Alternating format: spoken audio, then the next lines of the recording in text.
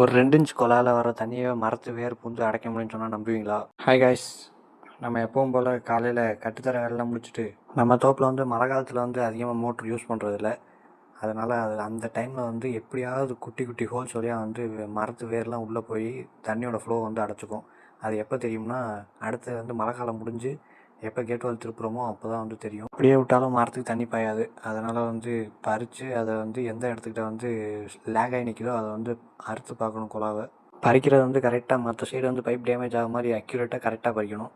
இல்லைனா வேறு சைடு இன்னும் டேமேஜ் ஆகி போச்சுன்னா வேலை ரொம்ப அதிகமாகிடும். இந்த வீடியோவில் பாருங்கள், தென்னை மரத்து வேர் எவ்வளோ குழாக்கு மேலே இருக்குன்னு.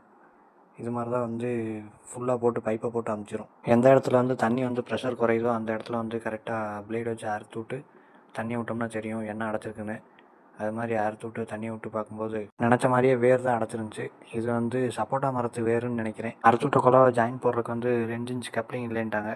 அப்புறம் அதை போய் வாங்கிட்டு கொடுத்துட்டு நல்லா பசி எடுத்துருச்சு. நான் சாப்பிட்டுட்டு இருந்தேன். சாப்பிட்டு வரவங்களையும் அப்பா சொல்யூஷன்லாம் தடவி ஒட்டிட்டாரு கரெக்டாக.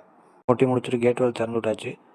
அதில் பாதி வேர் தான் அறுத்து எடுக்க முடியும். மிச்சம் ஏதாவது வேர் இருந்துச்சு அப்படின்னா கேட் வால்வோட எண்டு கப்பை லாஸ்ட்டில் ஓப்பன் பண்ணிட்டோம் அப்படின்னா அது வழியாக வந்துடும். இந்த வீடியோவில் பார்த்தீங்கன்னா தெரியும். இதில் டஸ்ட் இருந்தாலும் வந்துடும், உப்பு எதுவும் கட்டியிருந்தாலும் கரெக்டாக வெளியே வந்துடும். இந்த வேலையெல்லாம் முடிச்சுட்டு கேட் வாலை திருப்பி விட்டு இன்றைக்கான டேவை முடிச்சாச்சு கைஸ். ஓகே, பாய்.